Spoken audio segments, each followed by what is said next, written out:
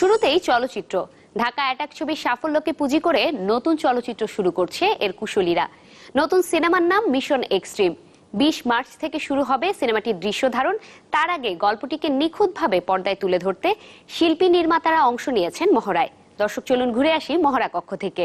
শহরটা কিছুক্ষণের জন্য থেমে থাকবে, কোনো অশুভ শক্তিকে থামানোর জন্য।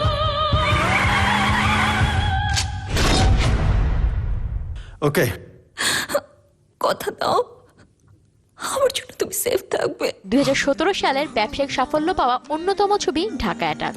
সিনেমাটি শুধু প্রশংসায় কুড়ায়নি, কাটিয়েছিল প্রেক্ষাগৃহের দর্শক খরা।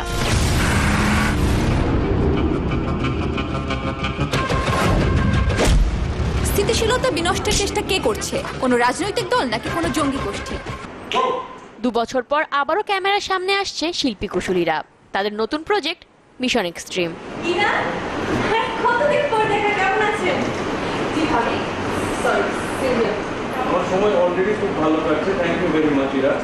আসছে 20 মার্চ থেকে শুরু হবে সিনেমা শুটিং।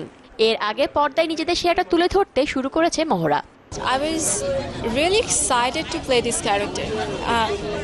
একটু ভিন্নতা আমি দেখেছি, ইনশাল্লাহ অডিয়েন্সরাও দেখতে পাবে ক্যারেক্টারটার ভিতরে। লুক থেকে শুরু করে ক্যারেক্টার প্লে থেকে শুরু করে ভয়েস থেকে শুরু করে everything needs to be transformed. তো আমি ওই পুরো আমার ওই ট্রান্সফরমেশন প্রসেসটা দিয়ে যাচ্ছি। যে ঢাকা অ্যাটাক ছবিতে কাহিনীকার হিসেবে ছিলেন সানি সারোয়ার। নতুন এই ছবিতে কাহিনী লেখার পাশাপাশি ক্যামেরার পেছনেও থাকবেন তিনি। যৌথভাবে তার সাথে চলচ্চিত্রটি পরিচালনা করবেন ফয়সাল আহমেদ।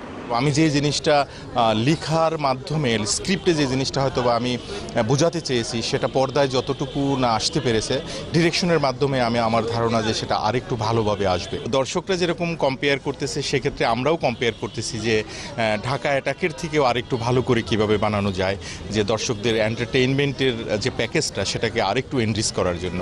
অন্য সিনেমার মতন এই সিনেমার ক্যারেক্টারাইজেশনগুলো সেম না, এবং এর জন্যই আমাদেরকে বিশেষভাবে একটু গুরুত্ব দিতে হয়েছে যে প্রত্যেকটা ক্যারেক্টার তার মুড কি হবে, তার লুকস কি হবে, সব কিছু নিয়ে আমাদের ওয়ার্কশপটা খুব 3 দিন ব্যাপী চলল। শুধু পরিচালকই নয়, বদলেছে নায়িকাও। ঢাকা অ্যাটাকে আরিফিন শুভের বিপরীতে মাহিয়া মাহিকে দেখা গেলেও এই ছবিতে আছেন মিস ওয়ার্ল্ড বাংলাদেশ 2018 বিজয়ী জান্নাতুল ঐশী। আমার কাছে জাস্ট মনে হয়েছে আমার একটু অন্যরকম স্টার্টিং দরকার মনে হয়, তাই আমি একটু ওয়েট করছিলাম। ফাইনালি মনে হলো যে না, আমি ঠিক করেছিলাম, এই জন্যই মিশন এক্সট্রিমের মতো একটা মুভি পেয়েছি। ঈদুল আজহায় প্রেক্ষাগৃহে সিনেমাটি মুক্তি দিতে চান নির্মাতারা।